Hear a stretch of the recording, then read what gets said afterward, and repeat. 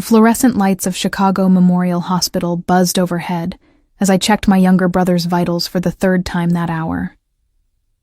Ethan's pale face against the sterile white pillowcase made my chest tighten with familiar dread. At 16, he should have been worrying about basketball tryouts and prom dates, not whether his body would reject another round of experimental treatment.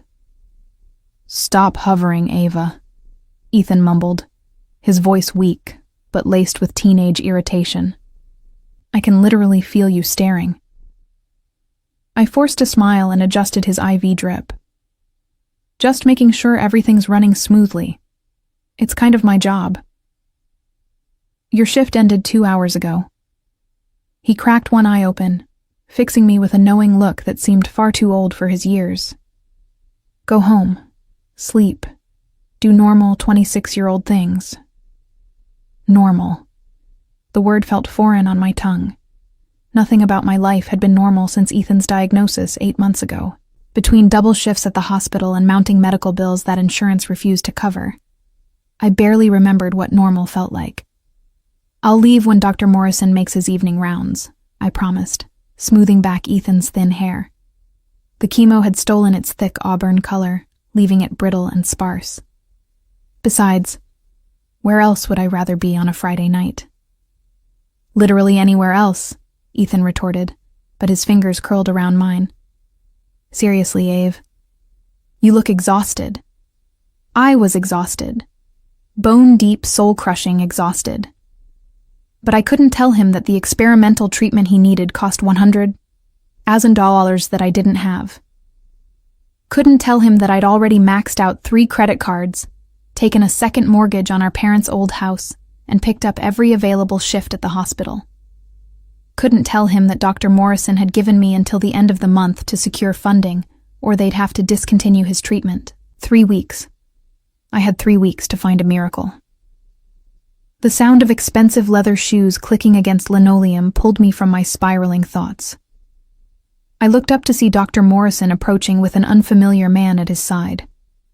The stranger commanded attention effortlessly, his tall frame wrapped in a charcoal suit that probably cost more than my annual salary. Dark hair swept back from a face carved from marble, all sharp angles and calculating eyes the color of expensive whiskey. He moved with the dangerous grace of a predator, and every instinct I'd honed working night shifts in Chicago's roughest neighborhoods screamed danger. "Nurse Williams," Dr. Morrison said, his tone oddly formal.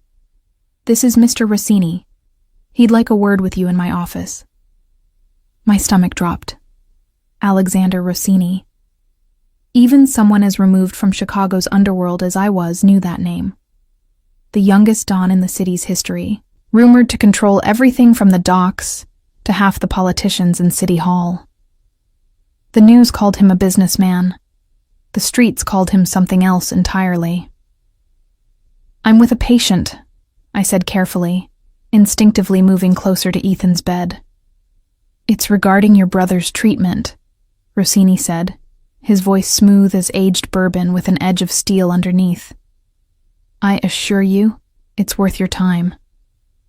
The way he said it, like he already knew I had no choice, made my skin prickle.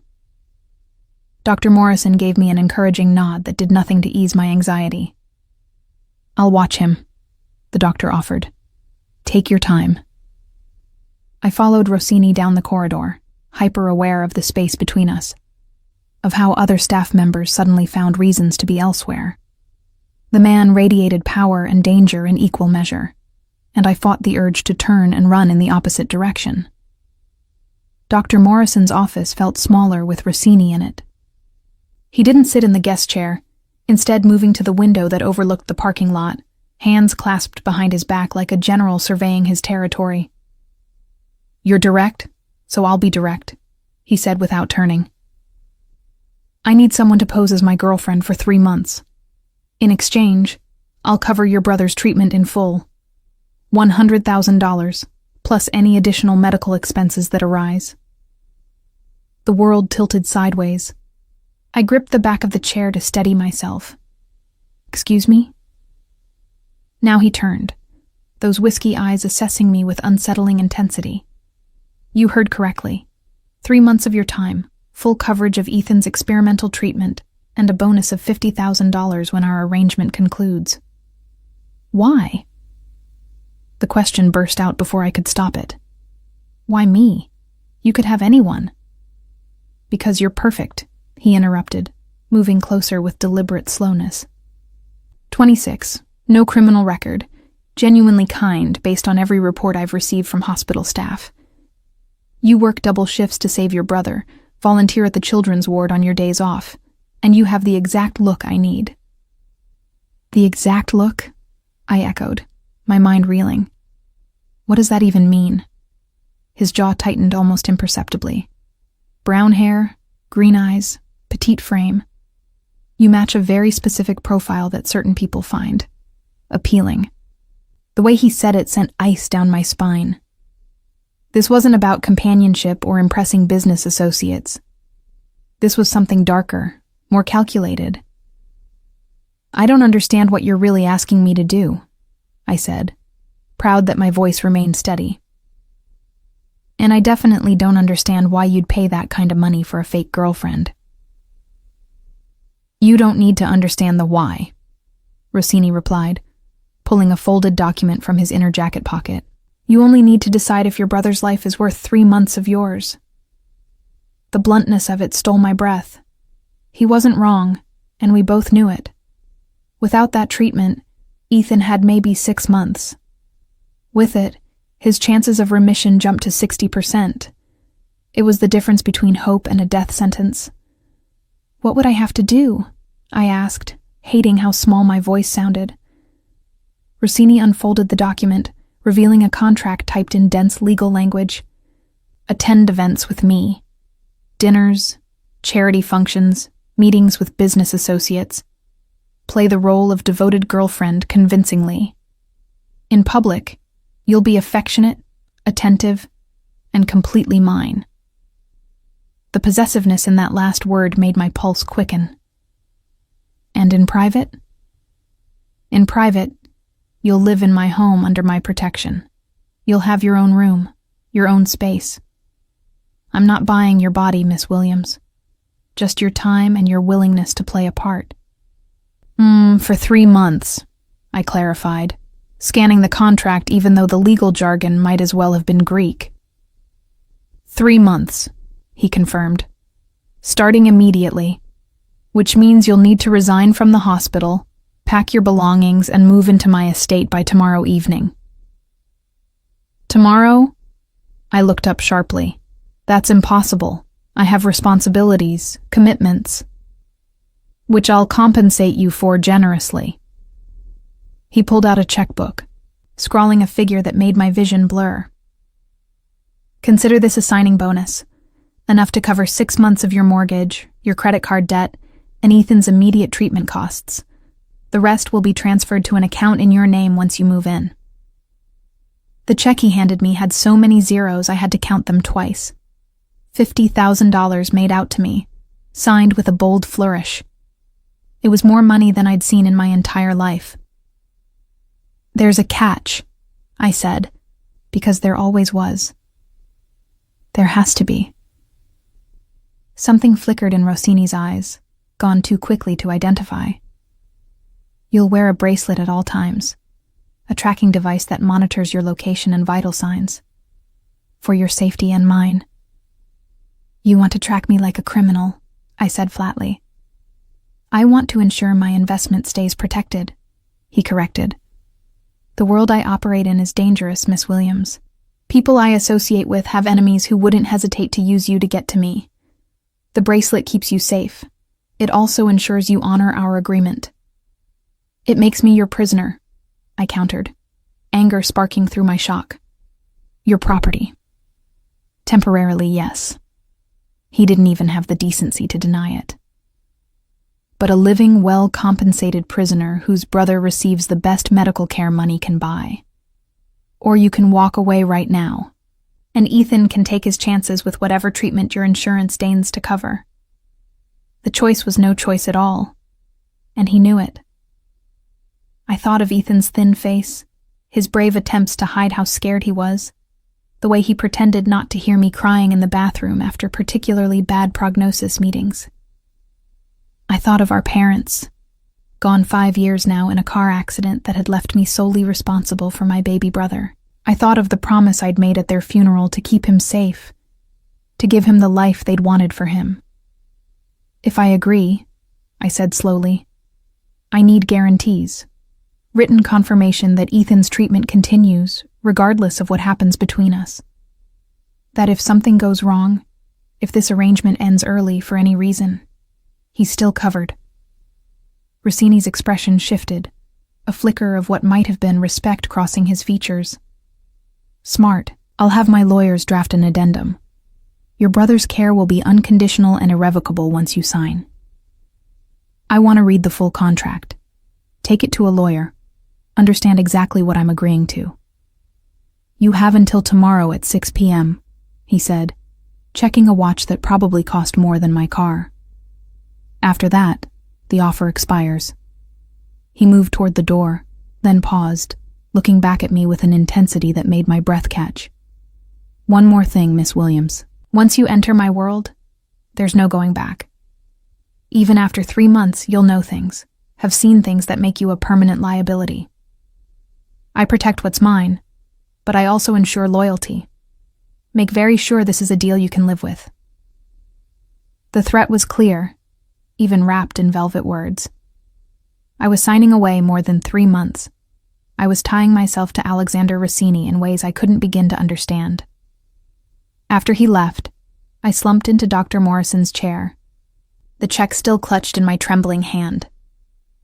The door opened quietly, and the doctor entered, his expression carefully neutral. How much do you know? I asked. Enough to tell you that Alexander Rossini keeps his word, Dr. Morrison said carefully, and that Ethan needs that treatment soon. Whatever decision you make it for the right reasons. I looked at the check again, then thought of Ethan's smile, the way he still tried to joke even when he could barely keep his eyes open. The way he talked about going to college, becoming an architect, all the dreams that would die with him if I didn't take this deal. What would you do? I whispered. If it was your family?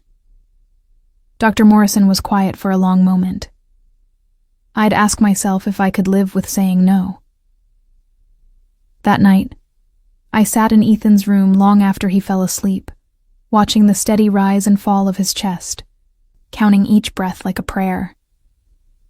The contract sat on my lap, 47 pages of legal language that essentially boiled down to one truth. For 3 months, I would belong to Alexander Rossini in every way that mattered. My phone buzzed with a text from an unknown number. The choice is yours, but choose wisely. Tomorrow at 6, my car will be waiting outside your building. Be ready to start your new life, or be ready to watch your brother's end. A.R. I should have been terrified. Should have run screaming to the police, to anyone who might help.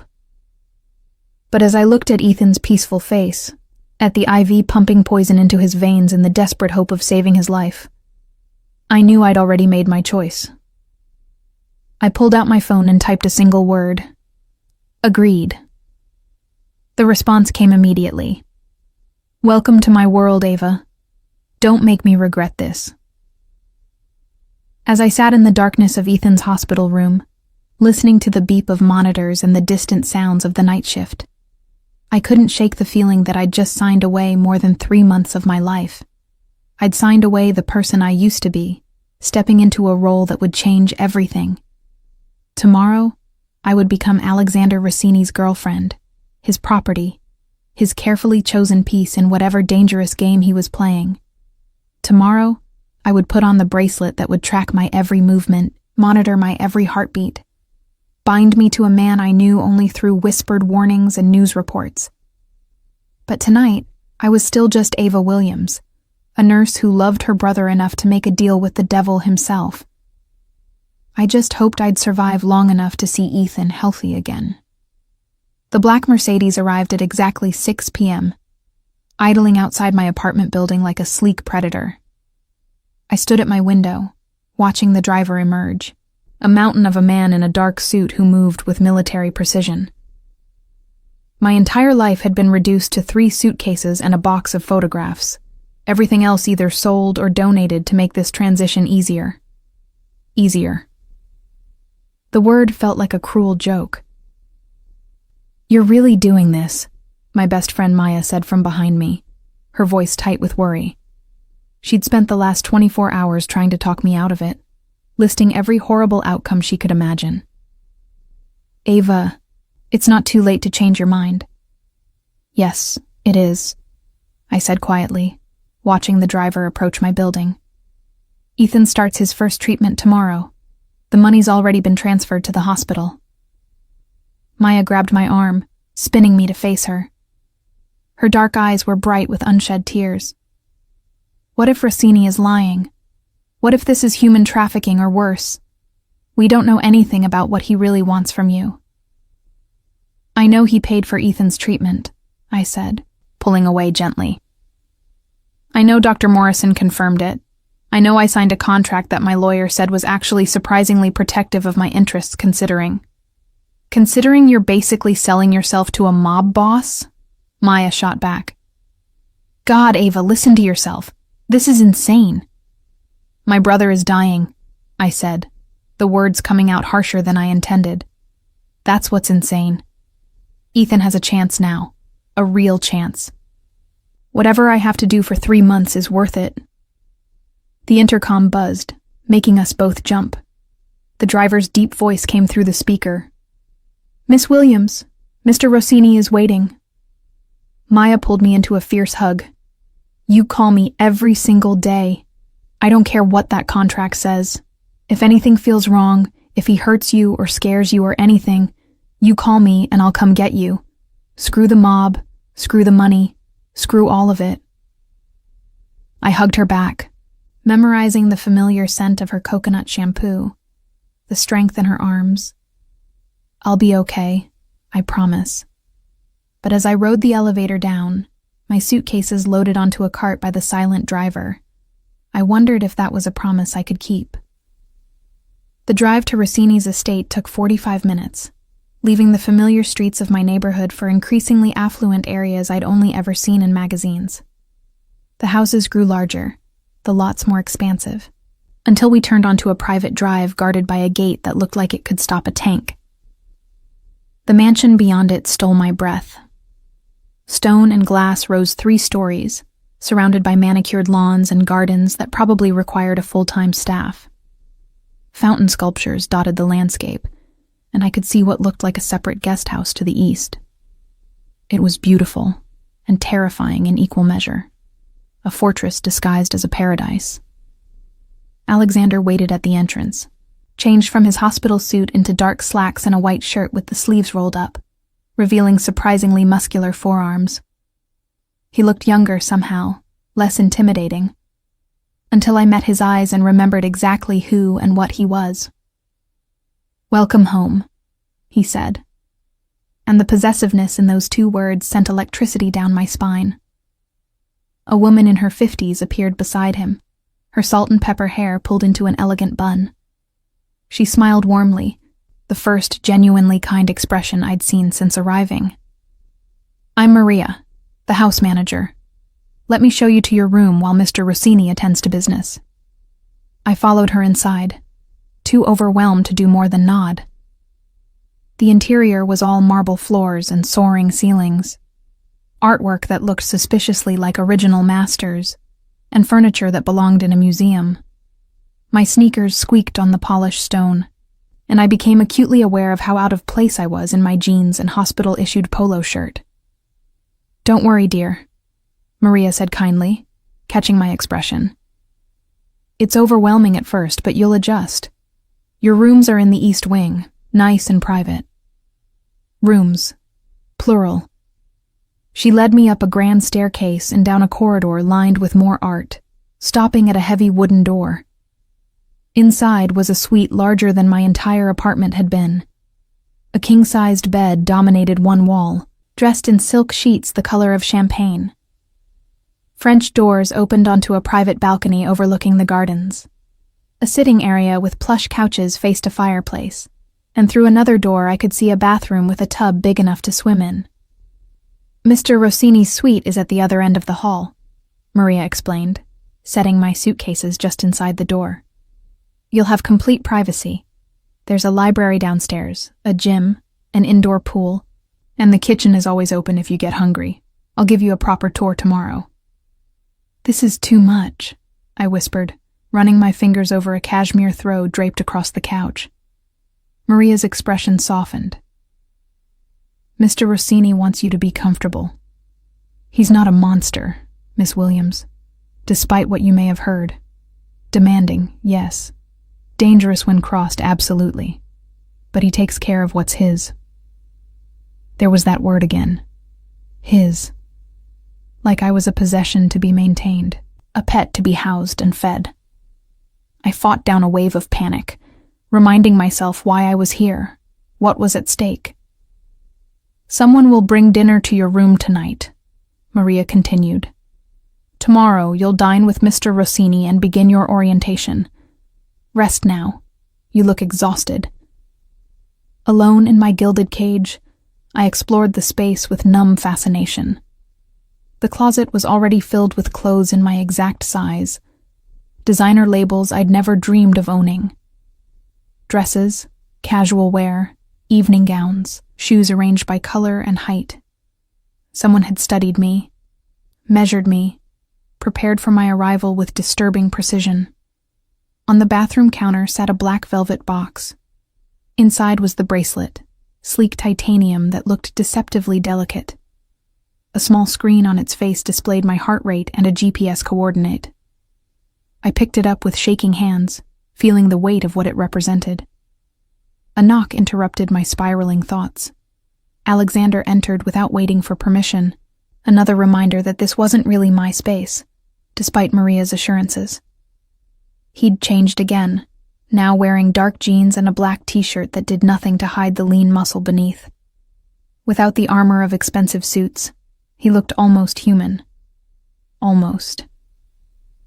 Put it on, he said, nodding to the bracelet. What if I refuse? The question was stupid, and we both knew it, but I had to ask. Then you leave, Ethan's treatment stops, and you spend the rest of your short life drowning in debt and grief. He said it matter-of-factly, without malice, which somehow made it worse. But you won't refuse. You're too smart for that. He was right.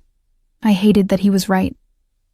I slipped the bracelet onto my left wrist, feeling it adjust automatically to fit perfectly, neither too tight nor too loose. The clasp sealed with a soft click that sounded like a prison door locking. Alexander pulled out his phone, and I watched my vital signs appear on his screen. Your resting heart rate is elevated, he observed. Understandable, given the circumstances. The bracelet monitors your location, heart rate, blood pressure, and body temperature. If any of these readings suggest distress, my security team will respond immediately. To protect me, or your investment? I asked bitterly. Both. He pocketed his phone and moved closer, close enough that I could smell his cologne, something expensive with notes of cedar and smoke. We need to establish some ground rules. In public, you'll call me Alexander or Alex, never Mr. Rossini. You'll be affectionate, attentive, believable as someone madly in love. Physical contact will be necessary, holding hands, touches, occasional kisses, nothing more unless you consent, but you'll need to sell the illusion. And in private? My voice came out breathier than I intended, affected by his proximity despite my best efforts. In private, you're free to hate me if it makes this easier, he said, surprising me with his honesty. But you'll follow my instructions without question. If I tell you to leave a room, you leave. If I tell you to stay silent, you stay silent. Your safety and the success of our arrangement depend on your absolute obedience. The word obedience rankled, but I forced myself to nod. What exactly am I helping you accomplish? The contract mentioned business arrangements, But what does that actually mean? His jaw tightened, the first crack in his controlled facade. Tomorrow night, we have dinner with the Castellano family. They control the North Side territory, and we're negotiating a truce that requires certain demonstrations of stability. They need to believe I'm settled, committed, vulnerable in ways that make me trustworthy. Vulnerable, I repeated. You mean weak. I mean human, he corrected. Right now, they see me as a threat, too young and too ambitious. A serious relationship suggests I have something to lose, someone to protect. It makes me predictable, controllable in their eyes. So I'm a strategic weakness, I said, understanding clicking into place. You're using me to manipulate them. I'm using you to survive, Alexander said bluntly.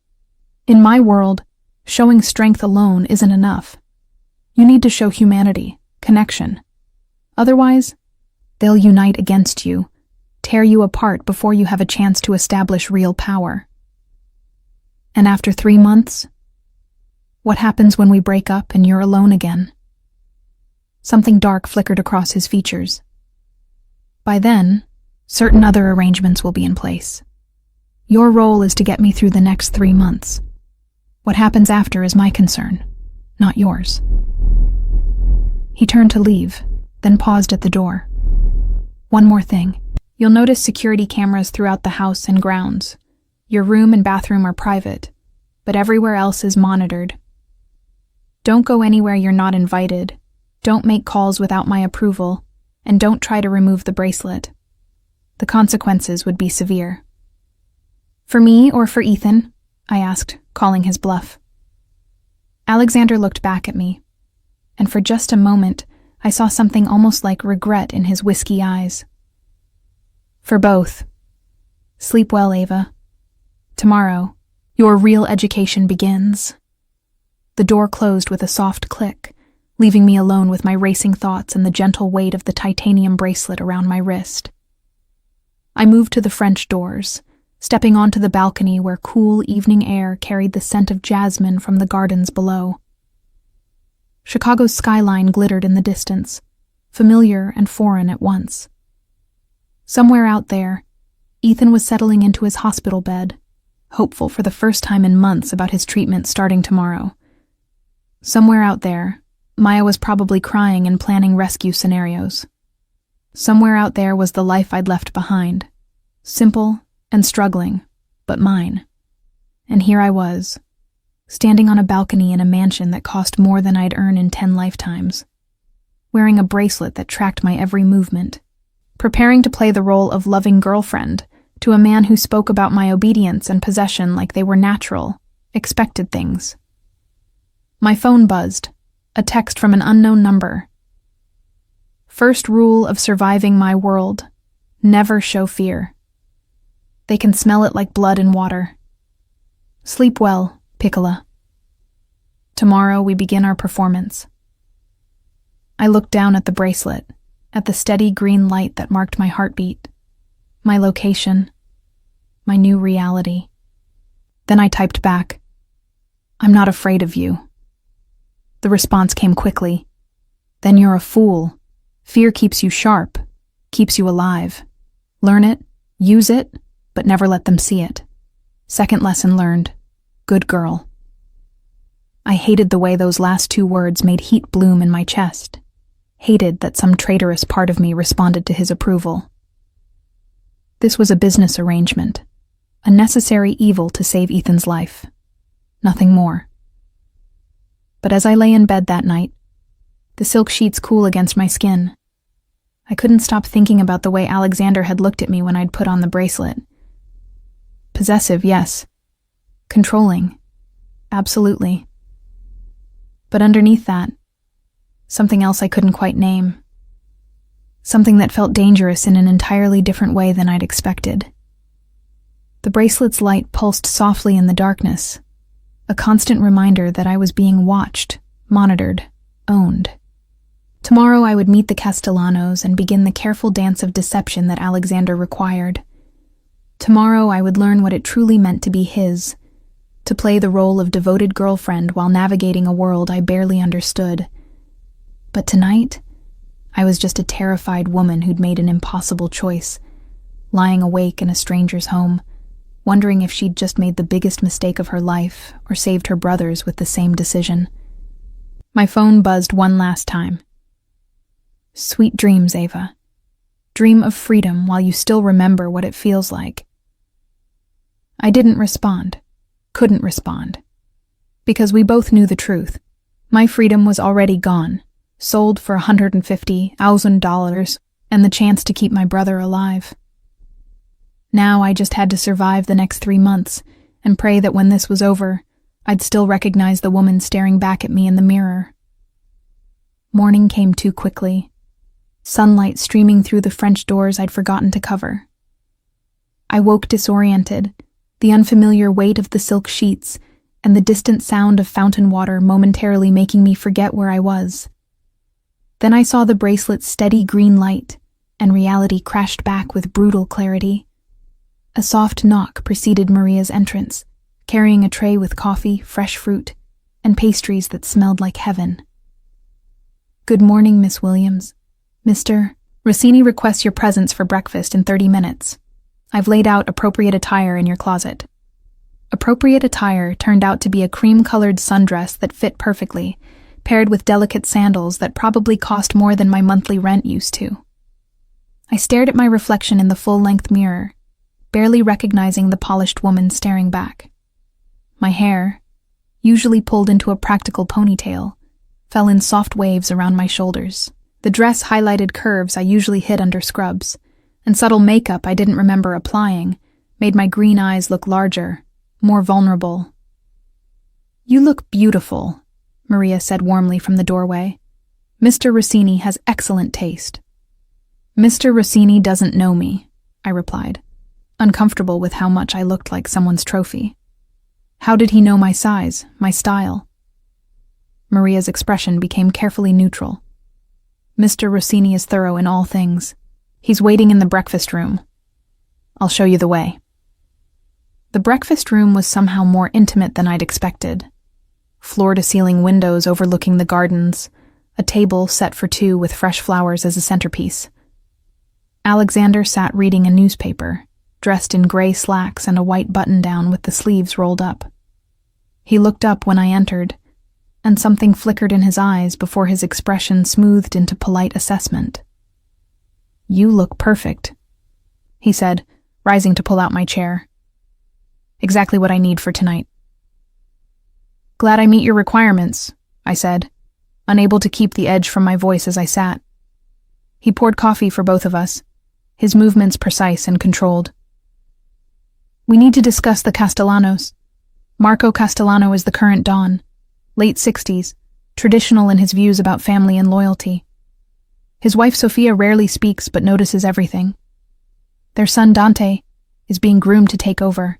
He's ambitious, intelligent, and deeply suspicious of me. Why? I asked, accepting the coffee and doctoring it with cream and sugar. Because I'm younger than him but already control more territory. Because I built my power base in 3 years instead of inheriting it. Because he sees me as a threat to everything he believes he's entitled to. Alexander's fingers drummed once on the table, the only sign of tension. Tonight's dinner is about convincing them I'm not a threat, that I have ties that bind me, weaknesses they can exploit if necessary. So I'm your weakness, I said, the coffee suddenly tasting bitter. You're my humanity, he corrected. The proof that I'm not just an ambitious sociopath willing to burn the city down for power. You're evidence that I can love, can care about something beyond territory and profit.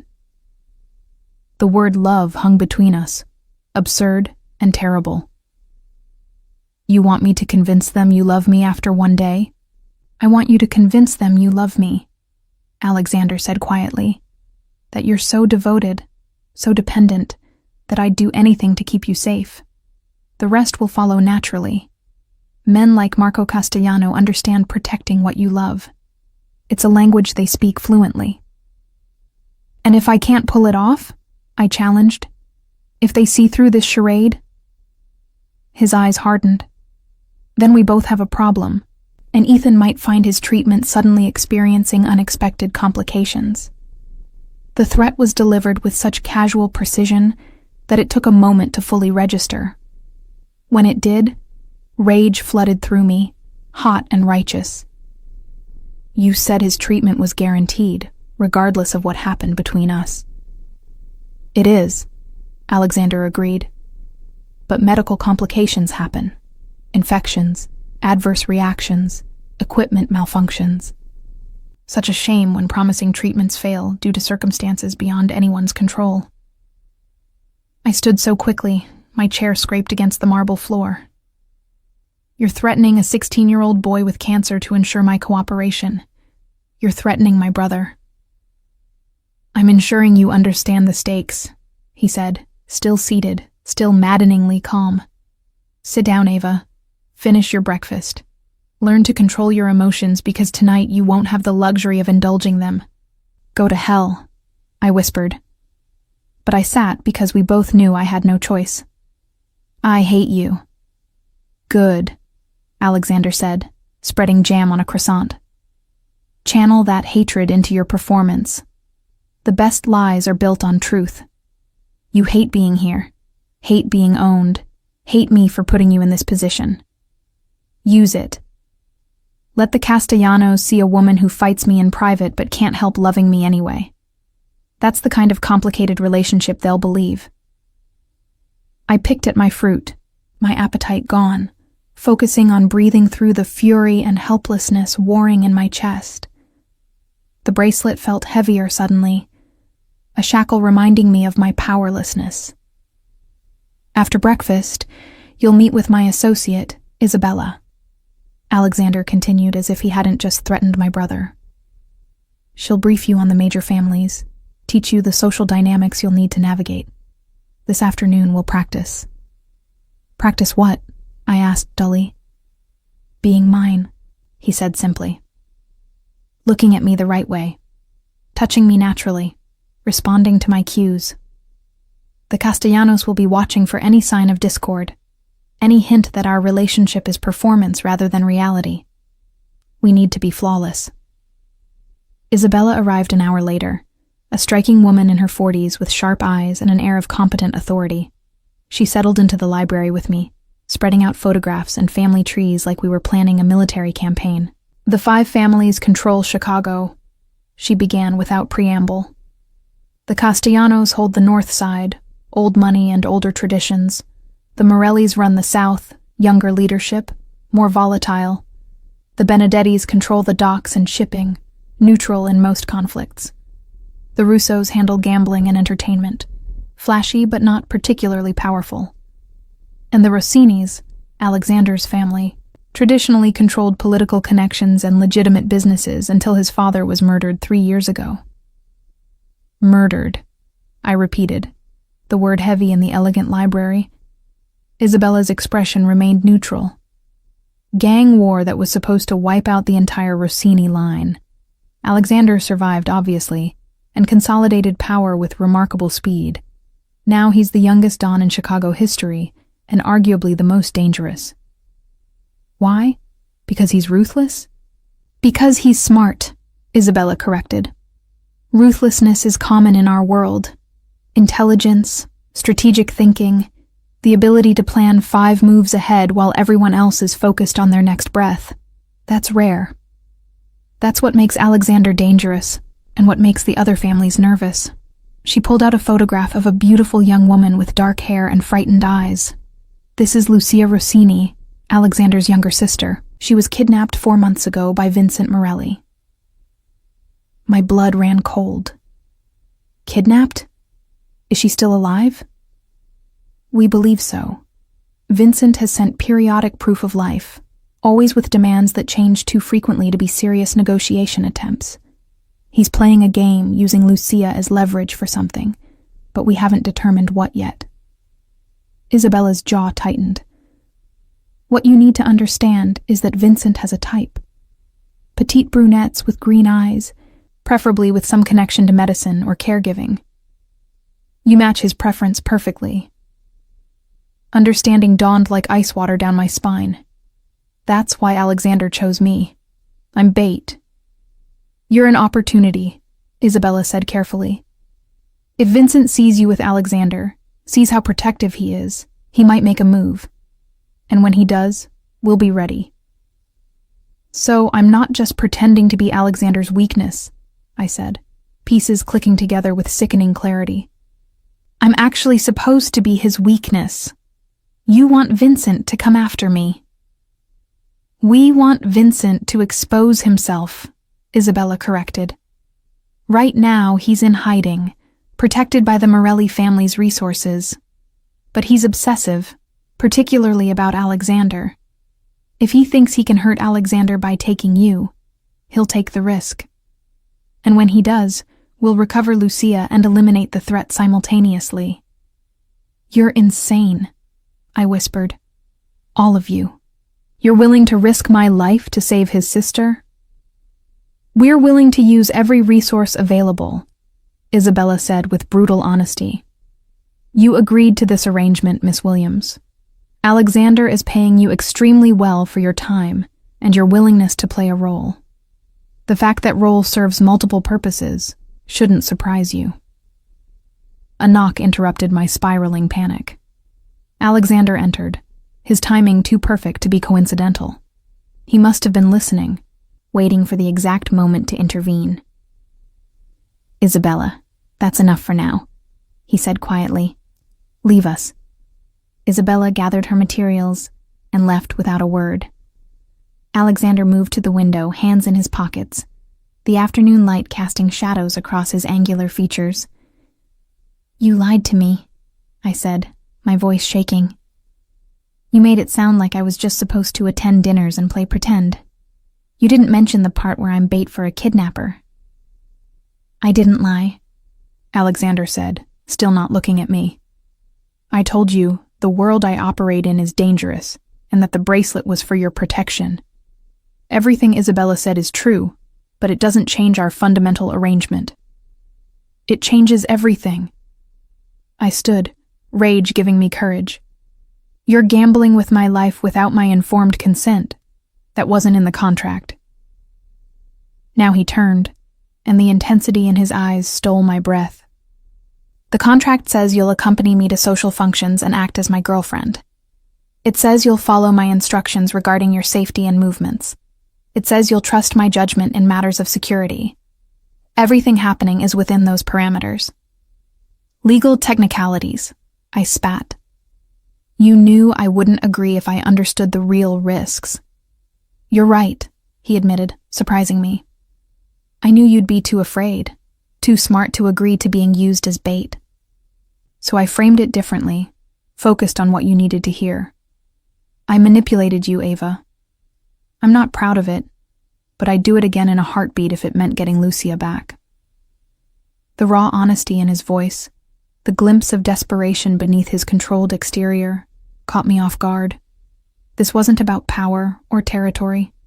This was personal, painful, the kind of love that drove people to impossible choices, just like my love for Ethan had driven me here. Tell me about Lucia, I said quietly, sitting back down. Tell me why she's worth my life. Alexander was silent for a long moment, then moved to sit across from me, close enough that I could see the fine lines around his eyes, the shadow of stubble on his jaw. She's 21, studying art history at Northwestern. Sweet, innocent, everything I'm not. When our parents died, I promised to protect her, to give her the kind of life they wanted. A normal life, far away from all this. But Vincent took her, I said softly. Because of me, Alexander said, pain cracking through his composure. Because I killed his brother in the gang war that eliminated my father. Because I refused to show weakness, refused to negotiate, and he needed to hurt me in the one place I was actually vulnerable. Lucia paid the price for my ambition. I saw it then, the guilt that drove him, the desperation that made him willing to use a stranger as bait. It didn't make what he was doing right, but it made it human. If Vincent comes for me, I said carefully. What happens? What's the plan? You'll never be alone, Alexander said immediately. Security will be everywhere you go, disguised but present. The bracelet doesn't just track you, it has a panic button. Press it twice quickly, and my team responds within 90 seconds.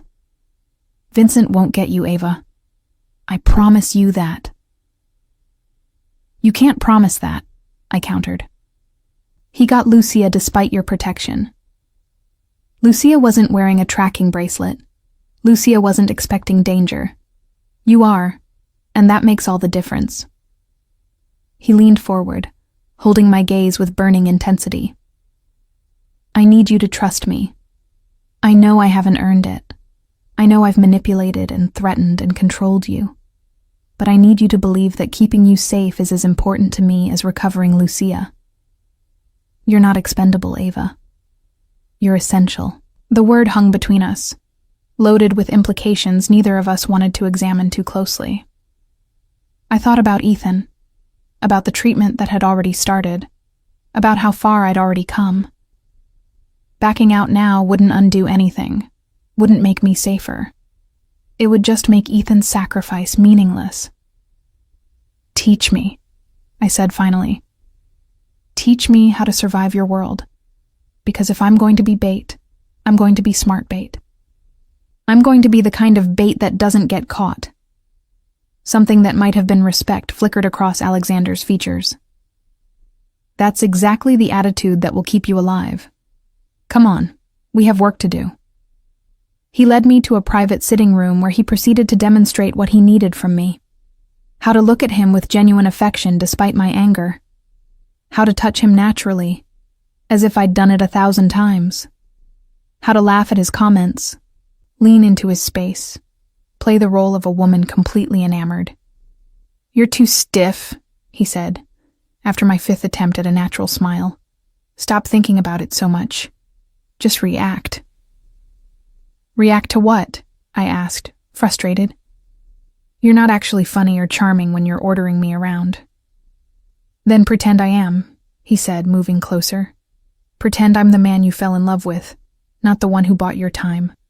What would that man be like?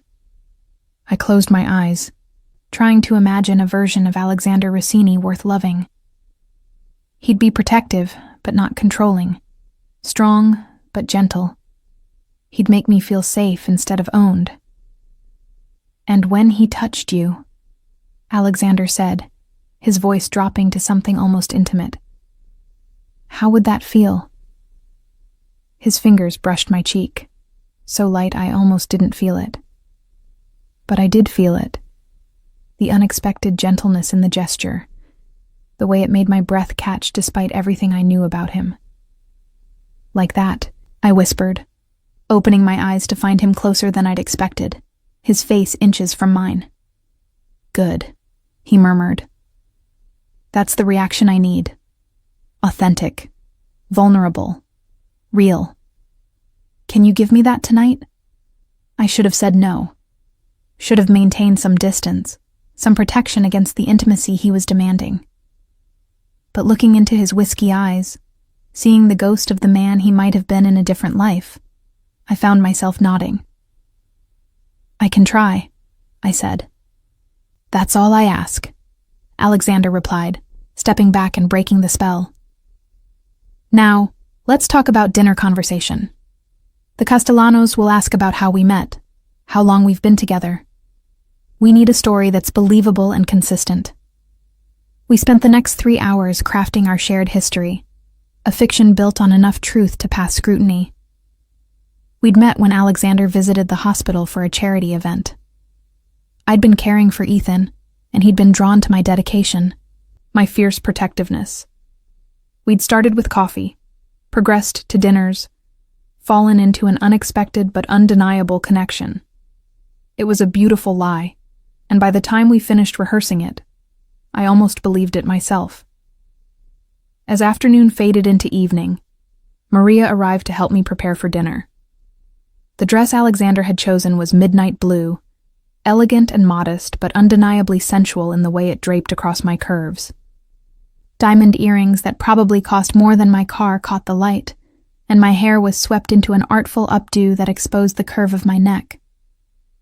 "You look stunning," Maria said warmly. "Mr. Rossini won't be able to take his eyes off you." "That's the point," I murmured, staring at my reflection. The woman in the mirror looked expensive, polished, completely unlike the scrub-wearing nurse from 2 days ago. I don't even recognize myself. "Sometimes that's a good thing," Maria said cryptically. "Sometimes we need to become someone else to survive what we must endure." Alexander was waiting at the bottom of the stairs, devastating in a black suit that emphasized his lean frame and dangerous grace. He looked up as I descended, and for just a moment, his carefully controlled expression cracked, revealing something raw and hungry that made my pulse quicken. "Perfect," he said when I reached the bottom step. "Absolutely perfect." He offered his arm, and I took it, feeling the solid muscle beneath the expensive fabric. This close, I could smell his cologne again, cedar and smoke, and something uniquely him that my traitorous body responded to, despite my best efforts. "Remember," he murmured as we walked to the waiting car, "you love me desperately. You hate being apart from me. When I touch you, you lean in. When I speak, you listen like every word is precious. Can you do that?" "Yes," I said, and surprised myself by meaning it. For Ethan, for Lucia, for reasons I didn't want to examine too closely, I could play this role. I could be Alexander Rossini's devoted girlfriend. I just hoped I'd still know where the performance ended and reality began when this was all over. The driver opened the car door, and Alexander handed me in with old-fashioned courtesy.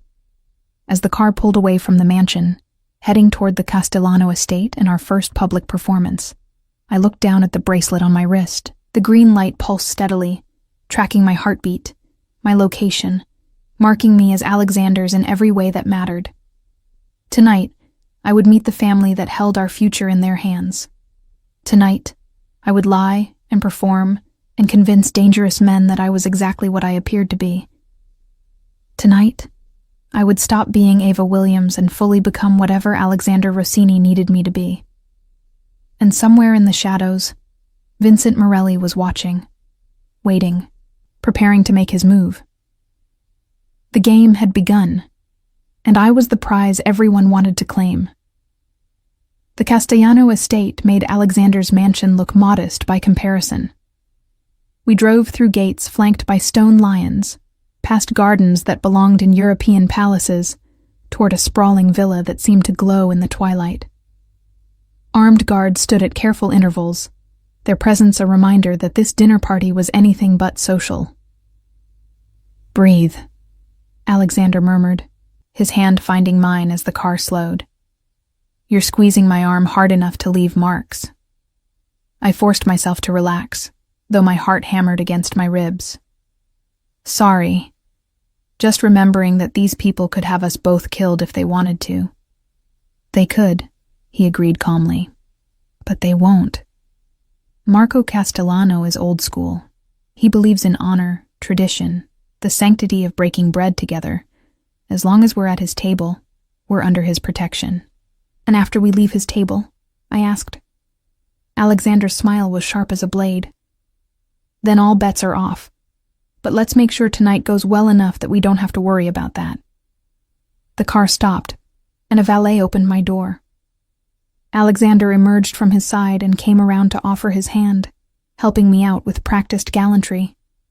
The moment my feet touched the ground, his arm slid around my waist, pulling me close against his side. The gesture was possessive and protective in equal measure, a clear signal to anyone watching about what I meant to him. "Showtime," he whispered against my hair, the words for my ears only. "Remember, you adore me." I tilted my face up to his, letting myself lean into his warmth, and smiled. How could I not? Something flickered in his eyes, there and gone too quickly to identify. Then we were walking toward the entrance where an older couple waited, the picture of Italian aristocracy. Marco Castellano was shorter than I'd expected, but radiated authority from every pore. Silver hair swept back from a weathered face that had seen decades of power and violence. His wife Sophia stood beside him in elegant black, her expression serene, but her dark eyes assessing every detail of my appearance. "Alexander," Marco said warmly, embracing him with the ease of old friendship. "Welcome. And this must be the mysterious Ava we've heard whispers about." "Mysterious is generous," I said, offering my hand with what I hoped was the right balance of confidence and deference. "I'm afraid I'm quite ordinary compared to the company Alexander usually keeps." Sophia's lips curved in a small smile as she took my hand, her grip surprisingly strong. Ordinary women don't capture the attention of men like Alexander Rossini. "Come, child, let me look at you properly." She drew me away from Alexander with the kind of authority that brooked no refusal, leading me into the villa while the men fell into conversation behind us. My pulse spiked, and I felt Alexander's eyes on me, a silent reminder to stay calm, to play my role. "You're younger than I expected," Sophia said, guiding me through rooms filled with priceless art and antique furniture. "And much prettier. Tell me, how did you meet our Alexander?" I launched into our rehearsed story, focusing on keeping my voice natural, my details consistent.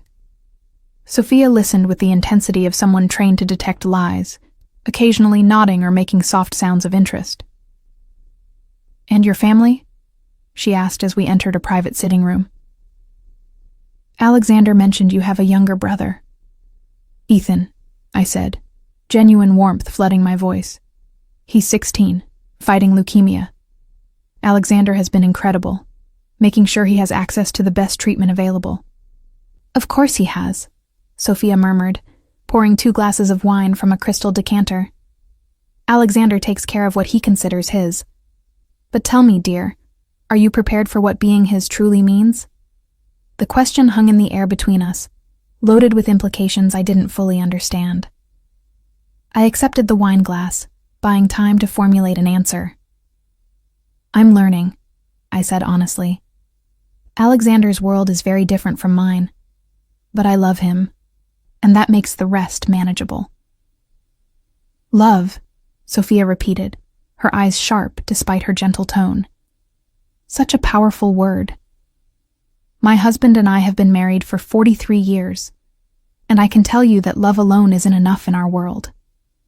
You need strength, adaptability, the ability to look the other way when necessary, and ask the right questions at crucial moments.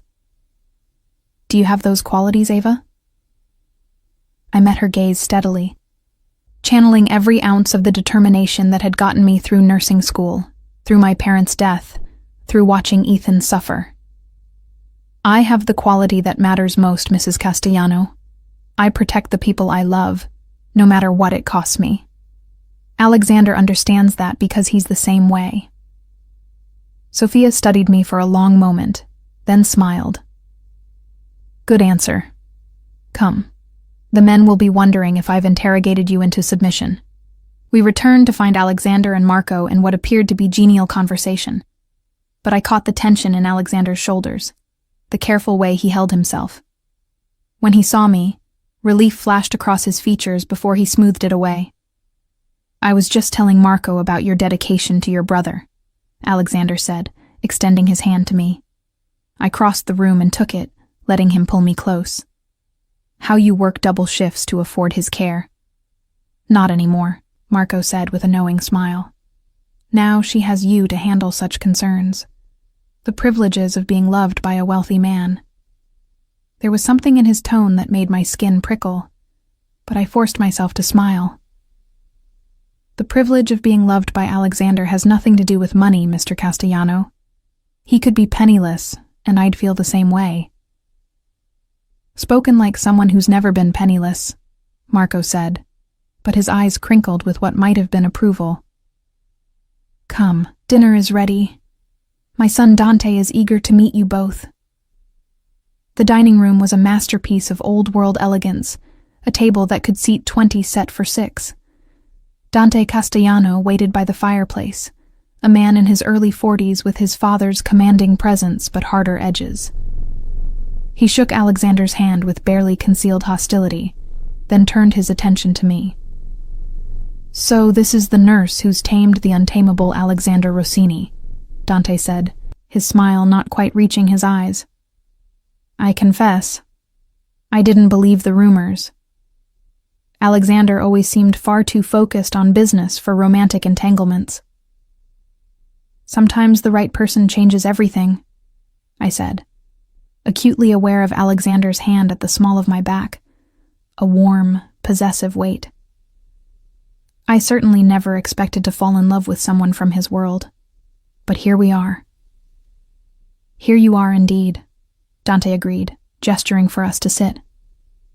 "Tell me, Ava, what does a nurse think about the family business? Does it trouble you, knowing where Alexander's money comes from?" The question was designed to trap me, to expose naivety or hypocrisy. I felt Alexander tense beside me, but I kept my expression serene. "I think every family has complicated histories," I said carefully. "My job is to save lives, to heal people regardless of who they are or what they've done. I extend that same philosophy to understanding Alexander's world. I may not always agree with the methods, but I understand the necessity of protecting what's yours." "Diplomatic," Dante observed, exchanging a glance with his father. "And convenient, given that Alexander is protecting your brother's life."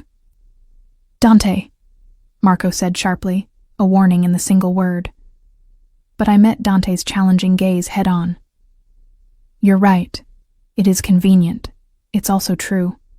I love Alexander despite his world, not because of it. But I'm not naive enough to pretend I don't benefit from his resources or his protection. That's the reality of any partnership, isn't it?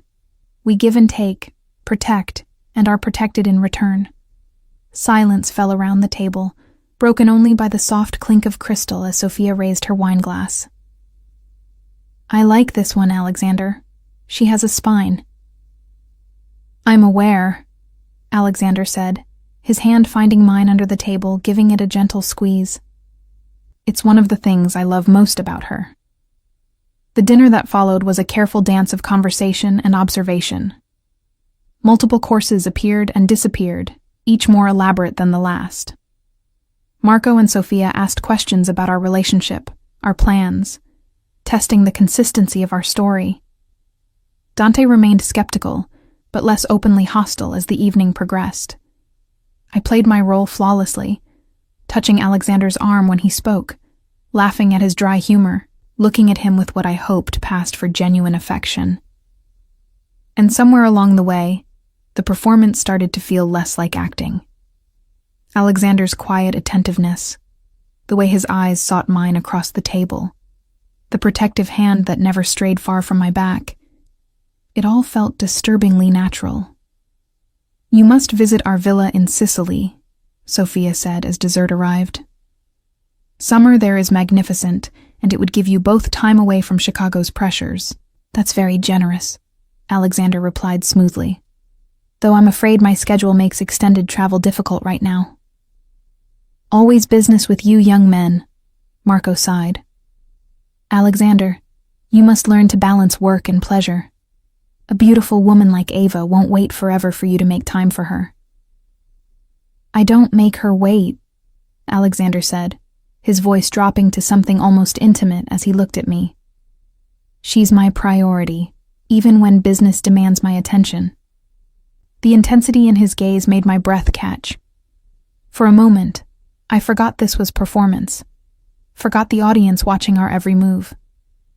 There was only Alexander's whiskey eyes, and the strange pull between us that had nothing to do with contracts or coercion.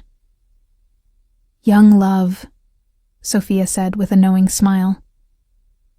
How I miss those early days when Marco looked at me the way Alexander looks at you, dear.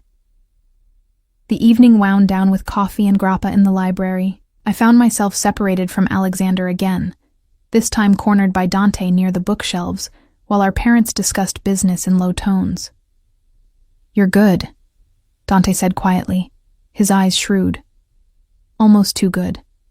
That dedication in your voice when you talk about your brother, the way you look at Alexander like he hung the moon. It's very convincing. It's not a performance, I said, surprised by how much truth that held. My brother means everything to me. And Alexander... I paused, searching for words that weren't a lie. Alexander is more than I expected. Different from the rumors. Different how? Dante pressed, moving closer. The Alexander I know is ruthless, calculating, willing to sacrifice anything for power. You expect me to believe he's suddenly transformed into some romantic hero because a pretty nurse caught his eye? I expect you to believe that people are complicated, I countered, holding my ground. That someone can be ruthless in business and gentle in private. That caring about another person doesn't make you weak, it makes you human. Dante studied me for a long moment. You really believe that, don't you? You actually think you found the real man beneath the monster? I think the monster is a role he plays, I said softly, just like the devoted girlfriend is a role I play. But underneath the roles, there's truth. There has to be, or none of this works. Something shifted in Dante's expression. Be careful, Ava. This world eats up believers and idealists. You seem like a genuinely good person, and those don't last long in our business. Before I could respond, Alexander appeared at my side, his presence a wall of protection. Is there a problem, Dante? Just getting to know your lovely girlfriend, Dante said easily, but his eyes held a warning. She's quite devoted to you. I'm aware, Alexander said, his arm sliding around my waist. If you'll excuse us, it's getting late, and Ava has an early morning visiting her brother. The goodbyes were cordial, but I could feel the assessment in every handshake, every polite smile. We'd passed some tests tonight, but Dante's skepticism lingered like smoke in the air. The drive back to Alexander's estate was silent, both of us processing the evening's careful choreography. I watched Chicago's lights blur past the window, my mind replaying every conversation, every loaded glance and calculated word. You did well, Alexander said finally, breaking the silence. Better than I expected, actually. Marco and Sophia like you, which is no small feat. Dante doesn't, I observed. He thinks I'm either naive or playing a role. He's right on both counts, Alexander said, surprising me with his honesty. But that doesn't matter. His parents are the real power, and you charmed them completely. Sophia warned me, I said quietly, about what being yours really means, about needing strength and knowing when to look away. Alexander was silent for a moment, his profile sharp against the window. She's right. This life requires sacrifices, compromises that most people aren't capable of making. I won't lie to you, Ava. Being with me, even temporarily, will change you. You'll see things, know things, that you can't unknow. I'm already changed, I said, looking down at the bracelet on my wrist. The moment I agreed to this arrangement, I stopped being just Ava Williams, the nurse. Now I'm Ava Williams, property of Alexander Rossini, the girlfriend, the bait, the performance. You're more than that, Alexander said sharply, turning to face me. Don't reduce yourself to just a role. Isn't that exactly what you need from me? I challenged. A role, a performance, a convincing lie. The car pulled up to the mansion before he could answer. We sat in charged silence until the driver opened my door. Alexander emerged from his side and offered his hand, helping me out with the same careful courtesy he'd shown all evening. But once we were inside, away from watching eyes and listening ears, his demeanor shifted. The careful control slipped, revealing something rawer underneath. Come to my office, he said. Not quite an order, but not quite a request either. We need to talk about what happens next. I followed him through the mansion, to a room I hadn't seen before, all dark wood and leather furniture, walls lined with books and artwork that probably cost fortunes. He poured 2 glasses of whiskey, handing me one before settling into the chair behind his desk. "Vincent will have heard about tonight," he said without preamble. "News travels fast in our world, and the fact that I brought you to meet the Castellanos is significant. It announces that you matter to me, that you're important enough to introduce to Chicago's oldest family." "So, the trap is set," I said, the whiskey burning down my throat. "The trap is baited," Alexander corrected. "Vincent won't move immediately. He'll watch, wait, look for the perfect opportunity. That gives us time to prepare, to make sure when he makes his move, we're ready." "And Lucia?" I asked. "If he comes after me, what happens to her?" Alexander's expression darkened. "Vincent is obsessive, but not stupid. He keeps Lucia as insurance, leverage if his primary plans fail. If he tries to take you, he won't hurt her. She's his only real bargaining chip." "You can't know that for certain," I said. "You can't guarantee her safety or mine." "No," he admitted, meeting my eyes with brutal honesty. "I can't, but I can promise that I'll do everything in my power to protect you both. And my power, as you've seen tonight, is considerable." I stood, suddenly exhausted by the weight of performance and deception. "I'm tired, Alexander. It's been a very long day of pretending to be someone I'm not." "Were you pretending?" he asked quietly. "All of it? Every smile, every touch, every moment you looked at me like I mattered?" The question caught me off guard, exposing a truth I'd been avoiding.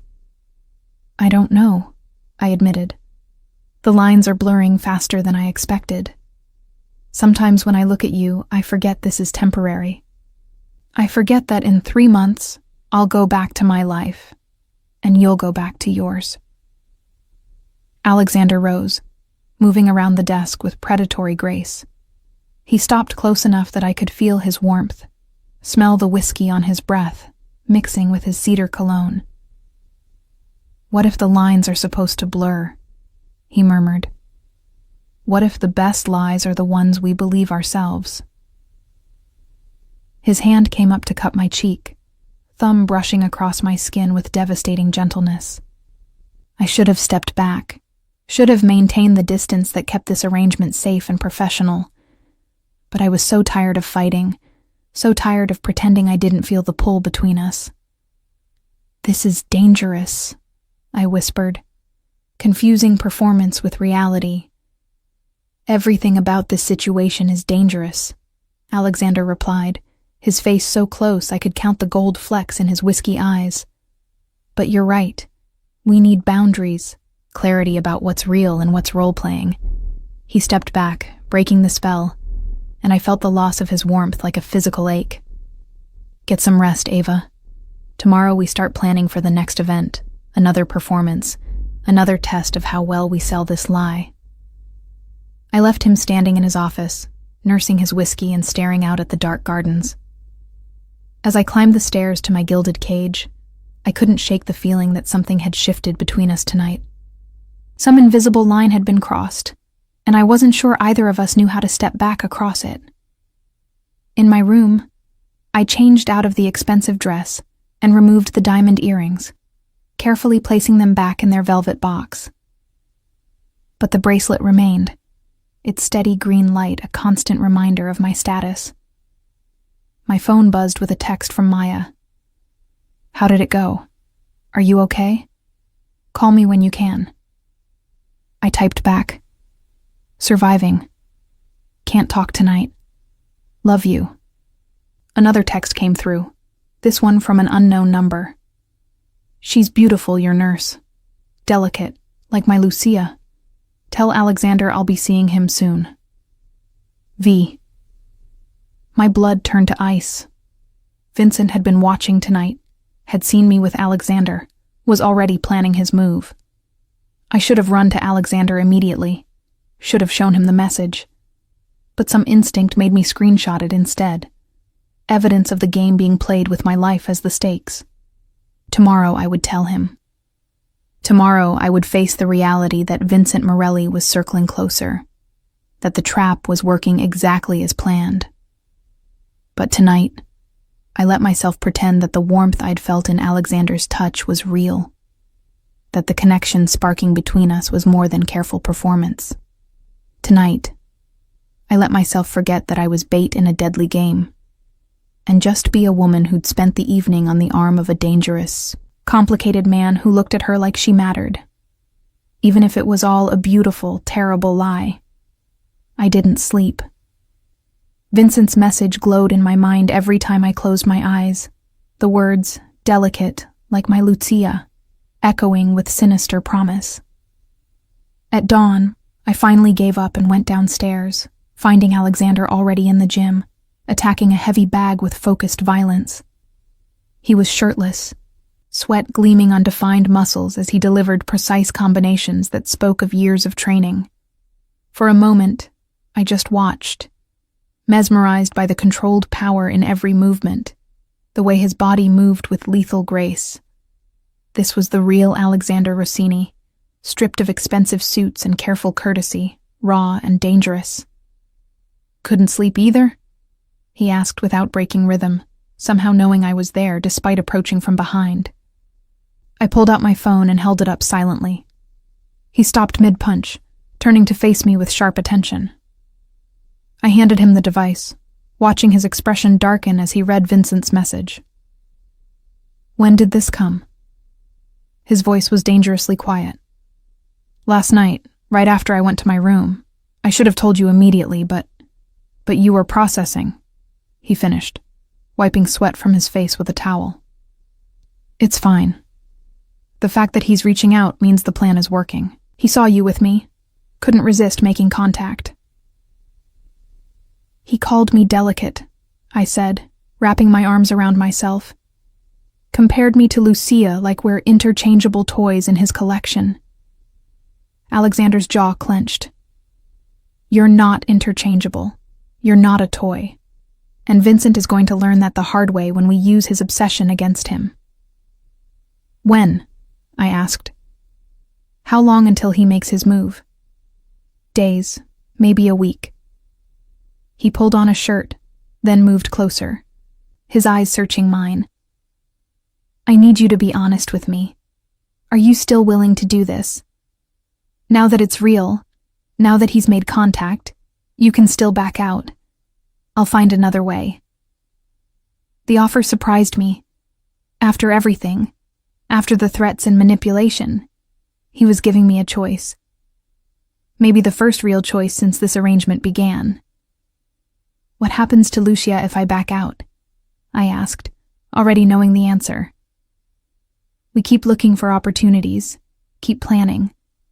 But it takes longer, and every day she's with Vincent is another day she's traumatized, broken down." His hands fisted at his sides. "I won't lie to you, Ava.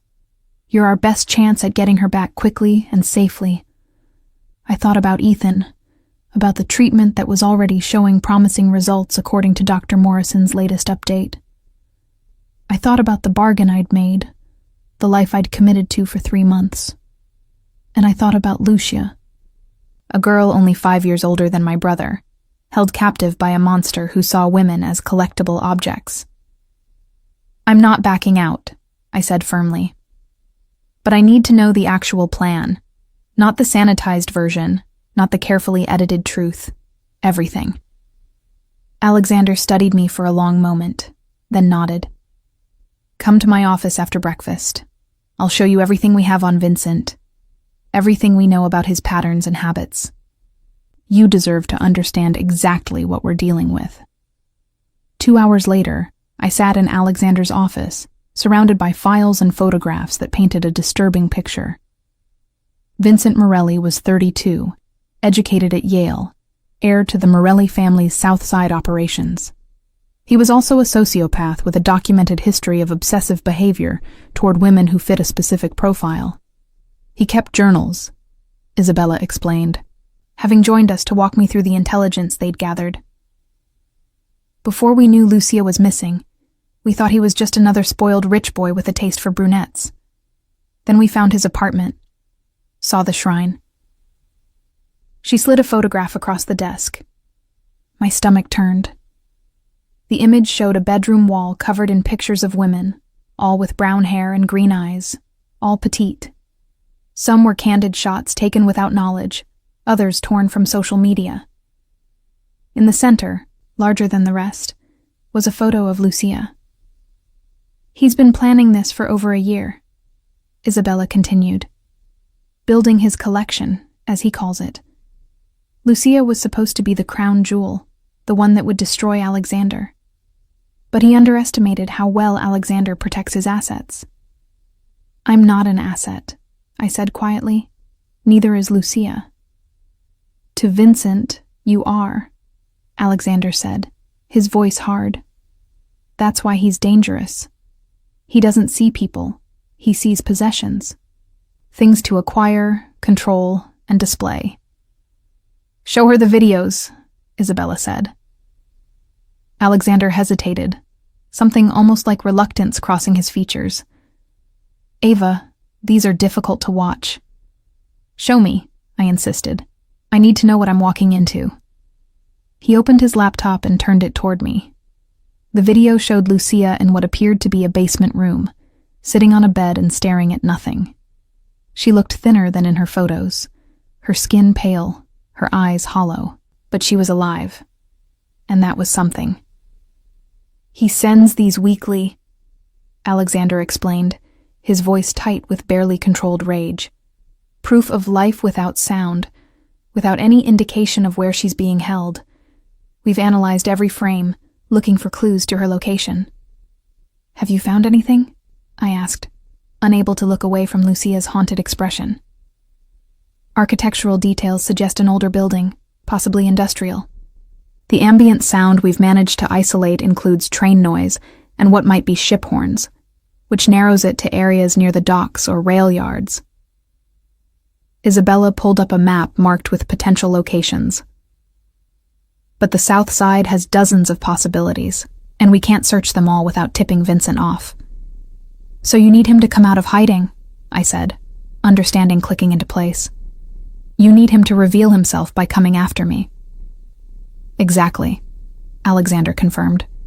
We've set up surveillance on all the locations we've identified as possibilities. The moment Vincent moves toward you, we track him back to wherever he's keeping Lucia. We spring the trap, recover her, and eliminate Vincent as a threat. Eliminate, I repeated. You mean kill him? I mean ensure he never hurts anyone again, Alexander said carefully. However, that needs to happen. I stood and moved to the window, processing everything I'd learned. Outside, the gardens looked peaceful in the morning sun, but I knew now what lay beneath that civilized surface. Violence, obsession, dangerous men playing deadly games with innocent lives. What do you need from me? I asked finally. Specifically operationally, what's my role beyond being visible and vulnerable? We're hosting a charity event here in 3 days, Alexander said. High profile, lots of media coverage, all the major families invited. You'll be at my side the entire evening, the devoted girlfriend helping me play the gracious host. Vincent won't be able to resist the opportunity, all that security but also all that chaos. He'll make his move, or send someone to make it for him. And when that happens, I pressed. You press the panic button on your bracelet twice, quickly. My security team responds immediately, and we track whoever tries to take you back to Vincent's location. Once we have Lucia's position confirmed, we move. His eyes met mine with fierce intensity. But Ava, you need to understand. There will be a window of time, maybe minutes, maybe longer, where you'll be in real danger. Where we'll be tracking, but not yet intervening because we need to confirm Lucia's location first. So I'm bait that has to stay on the hook long enough for the bigger fish to bite, I said, my mouth dry. Yes, Alexander admitted, and I hate asking it of you. But Isabella and I will be monitoring your vitals constantly through the bracelet. If your heart rate spikes too high, if there's any sign of actual harm, We move immediately, regardless of whether we've found Lucia." "He's telling the truth," Isabella added. "Alexander has made it very clear that your safety is the primary priority. Recovering Lucia is secondary." I turned back to face them, reading the truth in Alexander's expression. Whatever else this arrangement was, however much manipulation and control were involved, he genuinely cared about keeping me safe. It shouldn't have mattered, but it did. "Okay," I said. "I'll do it. But I want training, self-defense, what to do if something goes wrong, how to buy myself time if I need it." "Done," Alexander said immediately. "Isabella is former Special Forces. She'll train you, teach you enough to give you options if the worst happens." The next 3 days became a crash course in survival. Isabella put me through intensive training, teaching me pressure points, how to break holds, how to create opportunities for escape. My body ached from the constant physical demands, but I pushed through, channeling fear into preparation. "You're a natural," Isabella said, after I successfully executed a particularly complex escape maneuver. "Good instincts, fast learner. That will serve you well." "I don't feel natural," I panted, wiping sweat from my face. "I feel terrified." "Good," she said bluntly. "Fear keeps you sharp. Overconfidence gets you killed." Between training sessions, I visited Ethan, watching with grateful relief as his color improved and his energy returned. The experimental treatment was working, his latest tests showing the cancer in retreat. He asked about my new job, the cover story we'd agreed on, and I lied with practiced ease about working as a private duty nurse for a wealthy family. "You look different," he observed during one visit, studying me with unsettling perception. "Older somehow. Tired, but also more. I don't know. Present." "Just adjusting to the new schedule," I said, smoothing his hair back. "How are you feeling? Really?" "Like I might actually make it to graduation," he said, his smile bright and beautiful. "Dr. Morrison says if the next round of tests looks as good as this one, I could be in remission by Christmas." Remission. The word was a miracle and a promise, justification for every sacrifice I'd made. "That's amazing, kiddo. I'm so proud of how you're fighting." "I'm proud of how you're fighting," he countered. "I know this job isn't what you wanted, leaving the hospital and everything, but you did it for me, and I won't forget that." Guilt twisted in my chest. He had no idea what I'd actually sacrificed, what I was about to risk. But seeing him healthy, hopeful, alive, it was worth it. Whatever happened at the charity event, whatever Vincent tried, it was worth it. The night before the event, Alexander found me in the library, staring at a book I wasn't actually reading. He sat down beside me, close enough that our shoulders touched, and for a moment, we just existed in comfortable silence. "Are you scared?" he asked finally. "Terrified," I admitted, "but also ready. Isabella trained me well." "Isabella thinks you're remarkable," he said, surprising me. "She doesn't say that about many people. She also thinks I'm an idiot for putting you in danger." "Are you?" I asked, turning to face him. "An idiot?" "Probably," he said with a small smile that transformed his features, making him look younger and almost approachable. "But I can't see another way forward that doesn't leave Lucia with Vincent indefinitely. And every day she's there, she loses more of herself." "Tell me about her," I said softly. "The real Lucia, not just the sister you're trying to save." Alexander was quiet for a long moment, his expression distant. "She paints. Abstract stuff that I never really understood, but that made her happy. She laughs at terrible jokes, cries during animated movies, believes genuinely that people are fundamentally good despite growing up in my world. She's everything I'm not, everything I wanted to protect from this life. And instead, the life found her anyway," I said gently. Because of me, he said, the guilt raw in his voice. Because I wasn't careful enough, wasn't smart enough to anticipate Vincent's move. She's paying for my mistakes. I reached out without thinking, covering his hand with mine. She's paying for Vincent's evil, not your mistakes. You're not responsible for what a monster does. He looked down at our joined hands, then slowly turned his palm up to lace our fingers together. The gesture was intimate, vulnerable in a way his careful touches during public performances never were. After tomorrow night, he said quietly, assuming everything goes according to plan, you'll be free. The 3-month contract will be void, because the primary objective will be achieved. You can go back to your life, back to Ethan, back to being just Ava Williams.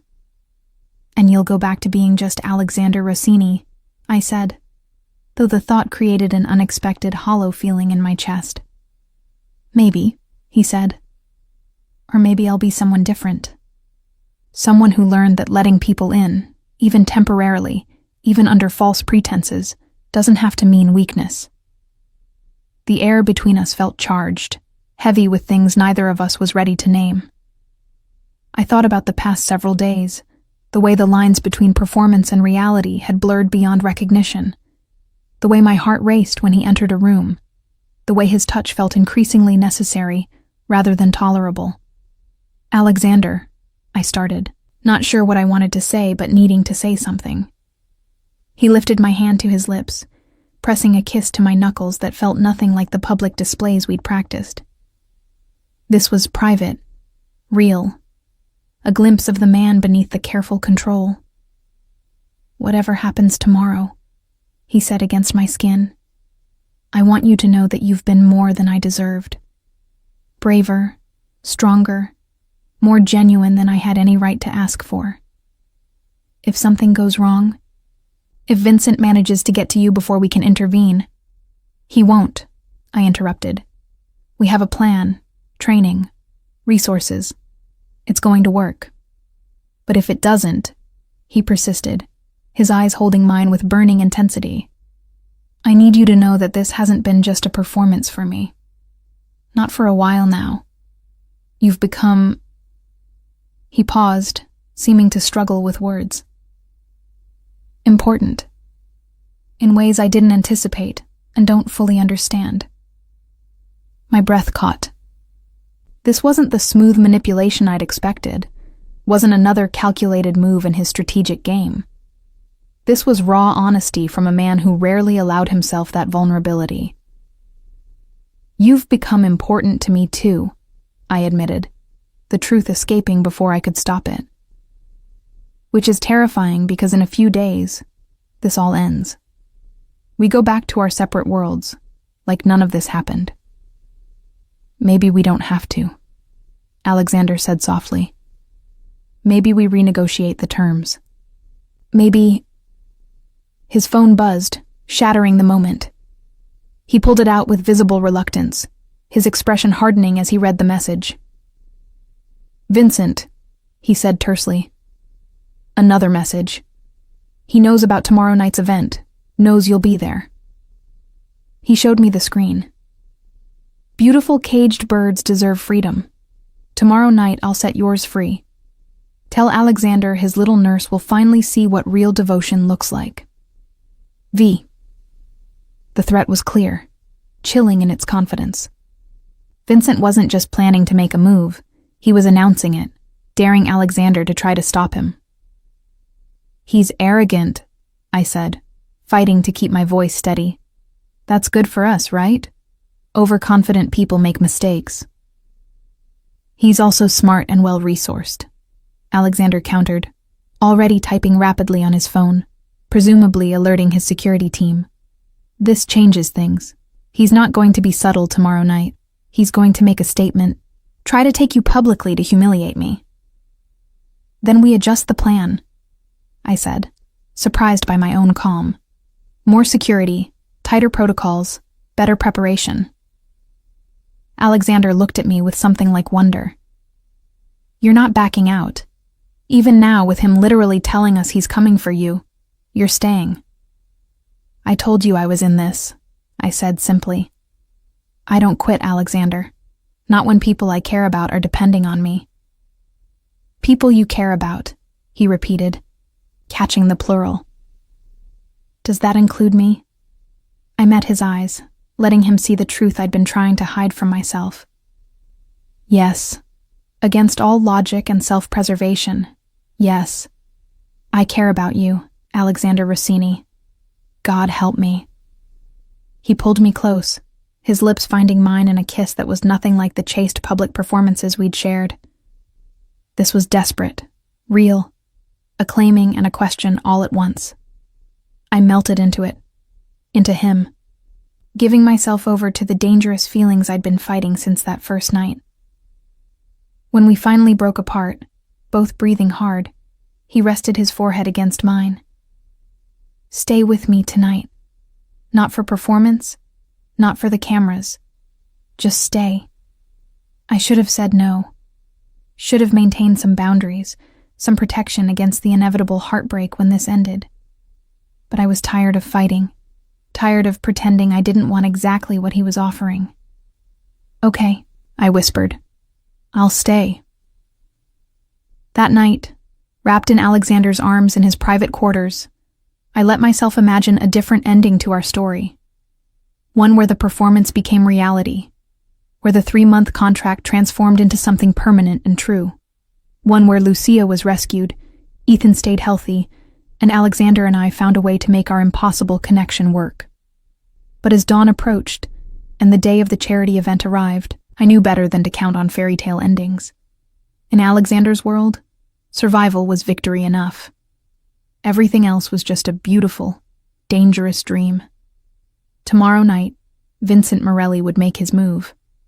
Tomorrow night, we'd find out if our trap worked, or if I really was just bait waiting to be devoured. Tomorrow night, everything would change. The morning of the charity event arrived with deceptive normalcy. Sunlight streamed through Alexander's bedroom windows, where I'd spent the night wrapped in his arms, our bodies fitting together like they'd been designed for exactly this. He was already awake when I opened my eyes, watching me with an intensity that made my heart stutter. Good morning, he murmured, brushing hair back from my face with unexpected tenderness. Is it? I asked, reality crashing back. Today's the day Vincent makes his move. Today's the day we get Lucia back, he corrected, pulling me closer. And you stay safe. Those are the only outcomes I'm accepting. His certainty should have been reassuring, but I'd learned enough about his world to know that even the best plans could fall apart. Still, I let myself have this moment, this quiet intimacy before the chaos began. The day passed in a blur of preparation. Hair and makeup artists transformed me into someone elegant and polished, the kind of woman who belonged on Alexander Rossini's arm. The gown he'd chosen was emerald green silk that made my eyes luminous, the neckline modest, but the fit exquisite. Diamond jewelry that probably cost more than my childhood home completed the look. You're stunning, Maria said warmly, adjusting my necklace. Mr. Rossini won't be able to take his eyes off you. That's kind of the point, I said, staring at my reflection. The woman looking back was confident, beautiful, completely unlike the exhausted nurse who'd agreed to this arrangement. Make me visible, make me desirable, make me irresistible bait. You're more than bait, dear, Maria said gently. I've worked for Mr. Rossini for 5 years, and I've never seen him look at anyone the way he looks at you. Whatever this started as, it's become something real. I wanted to believe her, but the bracelet on my wrist was a constant reminder of the transaction at the heart of our relationship. Real feelings or not, I was still Alexander's property, at least for today. Isabella appeared in the doorway, dressed in elegant black that couldn't quite hide the weapon I knew she carried. It's time. The guests are arriving, and Alexander needs you downstairs. I followed her down the grand staircase, my hand trailing along the banister for support. The mansion had been transformed into a glittering palace, flowers and candles everywhere, staff moving with choreographed precision. Through the windows, I could see luxury cars arriving, Chicago's elite emerging in expensive suits and designer gowns. Alexander waited at the bottom of the stairs, devastating in a black tuxedo that emphasized his lean, dangerous elegance. When he saw me, everything else seemed to fall away. He crossed the marble floor in quick strides, taking my hand and bringing it to his lips. "You take my breath away," he said quietly, for my ears only. "How am I supposed to focus on security when all I want to do is look at you?" "The same way I'm supposed to focus on not getting kidnapped when all I want is for this night to be over so we can be alone again," I replied, surprised by my own honesty. His eyes darkened with heat and promise. "After tonight, we renegotiate everything. The contract, the arrangement, all of it. I want you to stay, Ava, not as a purchased girlfriend, but as—" "Mr. Rossini," one of his staff interrupted apologetically. "The Castellanos have arrived." Alexander's expression shifted instantly, the private man disappearing behind the public mask. "Showtime," he murmured, tucking my hand into the crook of his arm. "Remember, you're madly in love with me and completely safe at my side." The evening unfolded with careful choreography. I stood beside Alexander as he greeted guests, played the perfect hostess, smiled until my cheeks ached. Marco and Sofia Castellano arrived with Dante, who studied me with calculating attention. "You look radiant, my dear," Sofia said, kissing both my cheeks. "Love agrees with you." "Alexander agrees with me," I corrected with a smile that felt increasingly genuine. "Everything else is just details." As the evening progressed, I became aware of the security presence Alexander had arranged. Men in staff uniforms who moved with military precision, strategically positioned throughout the house and grounds. Isabella remained close, her eyes constantly scanning the crowd. The bracelet on my wrist felt heavier, its sensors monitoring my every heartbeat. "Dance with me," Alexander said during the orchestra's third song, leading me onto the temporary dance floor set up in the ballroom. I melted into his arms, letting him guide me through a waltz I barely knew. This close, I could feel his tension, the coiled readiness beneath his elegant exterior. "Vincent's here," he murmured against my hair, making my blood run cold. "Not physically, but his people are. We've identified 3 possible operatives in the catering staff and 1 in security. Isabella's team is tracking them, but we need to draw them out." "How?" I asked, forcing myself to keep smiling as we turned. "I'm going to leave you alone for exactly 5 minutes," he said. "Step out onto the terrace. Make yourself an easy target. They'll make their move and we'll be ready." 5 minutes, I repeated, my heart hammering. "And if something goes wrong in those 5 minutes?" "It won't," he said with fierce certainty. "I'll be watching from inside. Isabella will be in position on the grounds, and you have the panic button. But Ava, you can still say no. We can find another way." I thought about Lucia, 4 months in captivity with a monster. I thought about Ethan, finally healthy, because of the sacrifice I'd already made. I thought about Alexander, the real man I'd discovered beneath the dangerous exterior, and the future we might have if we survived this night. "I'm ready," I said. "Let's end this." The song finished, and Alexander escorted me through the crowd, stopping to chat with various guests while maneuvering toward the terrace doors. When we reached them, he pulled me close for what looked like an intimate moment but was actually last-minute instructions. 5 minutes, then I come for you regardless. Stay visible, stay calm, and trust the plan. He kissed me, deep and claiming, a promise and a goodbye all at once. "I'll see you soon, Piccola." Then he released me and walked back into the ballroom, leaving me alone on the terrace overlooking the illuminated gardens. I moved to the railing, making myself an obvious target while my heart tried to escape my chest. The night air was cool against my overheated skin, carrying the scent of jasmine and the distant sound of the orchestra. Below, I could see shadows moving through the gardens, Isabella's people getting into position. 3 minutes passed. 4. I was beginning to think Vincent's operatives wouldn't take the bait when I felt a presence behind me. "Miss Williams?" a male voice said pleasantly. "Mr. Morelli sends his regards and requests the pleasure of your company." I turned to find a young man in a waiter's uniform, his smile polite but his eyes cold. Behind him stood another, blocking my path back to the ballroom. "I'm afraid I'm exactly where I want to be," I said, channeling every ounce of courage Isabella had trained into me. "That wasn't actually a request," the first man said, pulling out a cloth I recognized with horror as chloroform. "Mr. Morelli has been waiting months to meet you properly. Please don't make this difficult." My hand went to the bracelet, fingers finding the panic button, but before I could press it, the second man grabbed my wrist with bruising force. "None of that," he hissed. "You're coming quietly, or your little brother at Chicago Memorial has a very unfortunate accident. Vincent's people are in his room right now, waiting for my signal."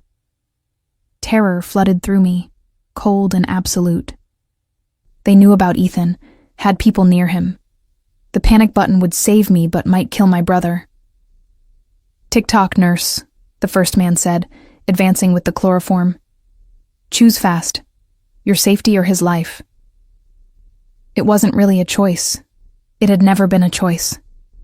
I let my hand drop from the bracelet, watched the man's triumph as he brought the cloth toward my face. Then everything happened at once. Isabella materialized from the shadows, her movement so fast I barely tracked it. The first man went down hard, the chloroform cloth falling harmlessly to the terrace. The second man released my wrist to reach for a weapon, but Alexander was suddenly there, having burst through the ballroom doors with lethal precision. "Ethan," I gasped. "They said they have people at the hospital." "Secure," Alexander said tersely, his hand around the second man's throat. "I had a team protecting him the moment you moved into my house. He's safe, Ava. I promise to protect what's mine." The two would-be kidnappers were quickly restrained by additional security. Isabella checked them efficiently for weapons and communication devices, pulling out phones and earpieces. "These connect to a local network," she said, examining the technology. "They were supposed to report success, and then Vincent's people would move. We can use this." "Where is he?" Alexander demanded, his voice deadly calm as he addressed the first man. "Where is Vincent keeping my sister?" The man laughed, blood trickling from his split lip. "You think I'm telling you anything? Vincent will kill me slower than you will for betraying him." "Want to bet?" Alexander asked, and something in his tone made even Isabella look uncomfortable. "Wait," I said, an idea forming. "Let them take me." "Absolutely not," Alexander said immediately. "Listen," I pressed, talking fast. "They report success. I let them take me to Vincent wearing the bracelet so you can track me. When they bring me to him, they'll bring me to Lucia. You'll have an exact location, and I'll have eyes on her to confirm she's there before your team moves in." "It's too dangerous," Alexander said. "Too many variables. Too much that can go wrong." "It's the best chance we have," Isabella said reluctantly. "If we lose these operatives, Vincent goes deeper underground. But if we use them, if Ava agrees to be the bait she was always meant to be, we end this tonight." Alexander looked at me, conflict written across his features. "I can't ask you to do this. I won't." "You're not asking," I said, touching his face gently. "I'm offering. For Lucia, for ending Vincent's threat, for us having a chance at something real when this is over. Let me do this, Alexander. Trust me the way I've learned to trust you." The silence stretched between us, heavy with implications. Finally, Alexander turned to Isabella. "How fast can your team mobilize once we have a location?" 3 minutes to full tactical deployment, she said. We've been ready for this. Alexander looked back at me, his eyes searching mine. You press that panic button the second anything feels wrong. The second you're in real danger, not theoretical danger. Promise me. I promise, I said, meaning it absolutely. He pulled me close, his lips finding mine in a kiss that felt like desperation and faith tangled together. I love you, he whispered against my mouth. I know this isn't the time or place. I know we have history and complications and 100 reasons why I shouldn't. But I love you. So you come back to me, Ava Williams. You come back so I can tell you properly. Tears stung my eyes. I love you too. Now let's go get your sister. The next 20 minutes were carefully choreographed chaos. The operatives succeeded in subduing me with the chloroform, though I was actually just holding my breath and pretending unconsciousness. They carried me through the gardens to a waiting van, while Alexander's security watched from concealment, tracking our movement. I kept my eyes closed as they loaded me into the vehicle, fighting genuine fear as I heard the doors close and the engine start. Through the bracelet, I knew Alexander could monitor my location and vitals, could see that my heart was racing, but I was unharmed. The drive seemed endless. I tracked our movement through sounds and turns, feeling the van eventually slow and stop. Rough hands pulled me out, and I let myself remain limp as they carried me into a building that smelled of rust and old machinery. Vincent, one of the men called. We have her. Excellent, a cultured voice replied, sending ice down my spine. Bring her to me. I want to see Alexander's precious nurse up close. They set me on a chair, and I carefully cracked my eyes open just enough to see through my lashes. The room was exactly as the videos had shown, basement level with exposed pipes and minimal furniture. And there, in the corner, huddled on a bed, was Lucia. She looked worse than her videos, thinner and more fragile, but alive. Her eyes widened when she saw me, confusion and fear warring on her pale face. Ah, you're awake, Vincent said, moving into my field of vision. He was handsome in a polished way, his expensive suit at odds with the grimy surroundings. No need to pretend anymore, Miss Williams. I know you're conscious. I opened my eyes fully, meeting his gaze with as much courage as I could muster. Mr. Morelli, I presume. Such composure, he said admiringly, circling me like a predator. I can see why Alexander chose you. You have that same delicate strength my Lucia possesses, that resilience that makes breaking you so much more satisfying. I'm not yours to break, I said evenly, and neither is Lucia. Vincent laughed, the sound chilling in its genuine amusement. Oh, but you are. The moment you agreed to play Alexander's girlfriend, you became part of our game. And now you're here, exactly where I wanted you, giving me the leverage I need to destroy him completely. He'll come for us, I said, shifting slightly to get a better view of the room's exits and potential weapons. Of course he will, Vincent agreed. That's the point. He'll come charging in to rescue you both, and my people will be waiting. The great Alexander Rossini, brought down by love. It's poetic, really.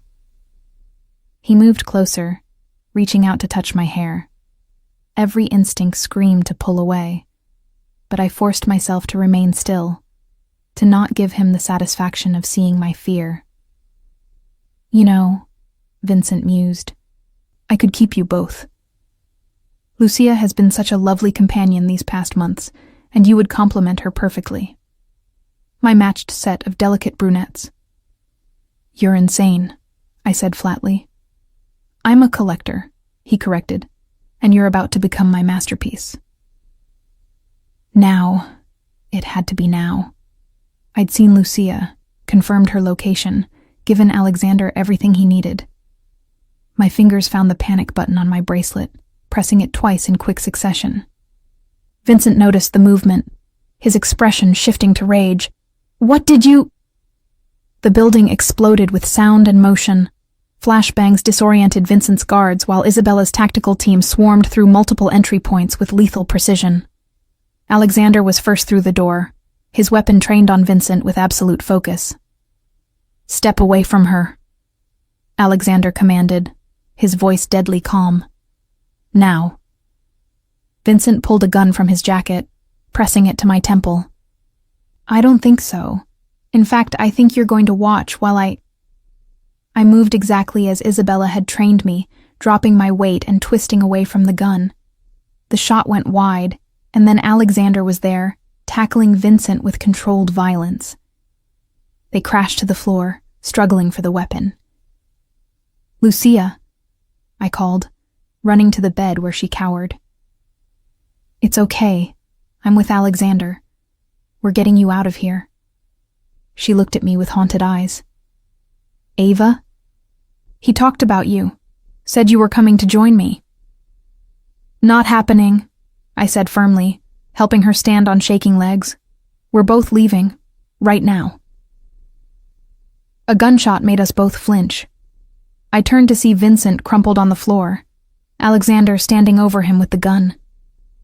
For a moment, I thought Vincent was dead, but then I saw the chest wound, the labored breathing. "Paramedics are 2 minutes out," Isabella reported, already on her radio. "Building is secure. All hostiles neutralized." Alexander crossed to us in 3 strides, pulling Lucia into his arms with such fierce tenderness it made my throat tight. "I've got you," he whispered against her hair. "You're safe now." "I'm so sorry, Lucia. I'm so sorry." "You came," she sobbed against his chest. "You found me." "I'll always find you," he promised. Then he reached out one arm, drawing me into their embrace. "We both will." Emergency vehicles arrived, flooding the abandoned warehouse with lights and personnel. Paramedics checked Lucia and determined she needed hospitalization, but would physically recover. Vincent was taken away under armed guard, his wounds serious, but survivable. He'd face justice, both legal and the kind Alexander's world administered. As we rode to the hospital where Lucia would be treated and Ethan waited, I leaned against Alexander's shoulder, exhausted, but alive. His arm stayed wrapped around me, solid and real, a promise that we'd survived. "What happens now?" I asked quietly. "Now we take care of Lucia, make sure Ethan continues getting the best care possible, and figure out what our lives look like without contracts and coercion defining them," Alexander said. "If you still want that. If you can forgive me for everything I put you through." I lifted my wrist, where the bracelet still gleamed. "Can this come off now?" He took my hand gently, pressing a hidden release that opened the clasp. The bracelet fell away, and for the first time in weeks, my wrist was bare. Free.